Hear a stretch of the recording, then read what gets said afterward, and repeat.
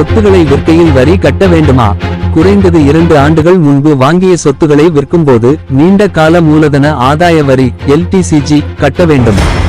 அதற்கு 2 வாய்ப்புகள் உள்ளன. அதாவது விற்பனை விலைக்கும் வாங்கிய விலைக்கும் இடையே உள்ள லாபத்துக்கு இண்டெக்ஸேஷன் இல்லாமல் 12.5 விழுக்காடு வரி கட்டலாம். இண்டெக்ஸேஷன் சலுகையை கணக்கிட்டு 20 விழுக்காடு வரி கட்டலாம்.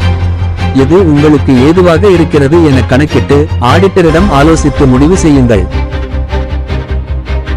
புதிய விசாரணை குழுவை அமைத்தது நீதிமன்றம். திருப்பதி லட்டு விவகாரத்தை விசாரிக்க புதிய விசாரணை குழுவை உச்ச நீதிமன்றம் அமைத்துள்ளது. அதன் உத்தரவில் விசாரணையை CBI இயக்குனர் கண்காணிப்பில் CBI அதிகாரிகள் 2, மாநில காவல்துறை அதிகாரிகள் 2, உணவு பாதுகாப்புத்துறை அதிகாரிகள் 2 அடங்கிய 7 பேர் கொண்ட குழு லட்டுவில் விலங்கு கொழுப்பு கலக்கப்பட்டதாக எழுந்துள்ள புகார் குறித்து விசாரித்து அறிக்கையை தாக்கல் செய்யும் என கூறப்பட்டுள்ளது.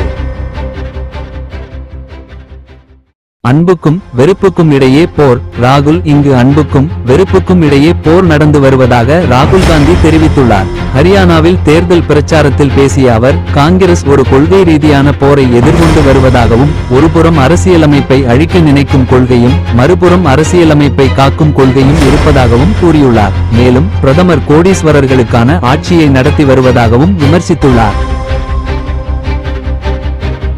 வேடிக்கை பார்க்காமல் செயல்படுங்கள். இபிஎஸ் விஷக்காய்ச்சலை தமிழக அரசு கட்டுப்படுத்தவில்லை என இபிஎஸ் குற்றஞ்சாட்டியுள்ளார். இது குறித்து அறிக்கை வெளியிட்டுள்ள அவர், டெங்கு, மலேரியா, ஃப்ளூ போன்ற விஷக்காய்ச்சல்களை திமுக அரசு வேடிக்கை பார்ப்பதாக விமர்சித்துள்ளார். காய்ச்சலால் பாதிக்கப்பட்டவர்களின் எண்ணிக்கை 5000 தாண்டியுள்ளதாக குறிப்பிட்டுள்ள அவர், சுகாதாரத்துறை வீடு வீடாக ஆய்வு செய்ய வலியுறுத்தியுள்ளார்.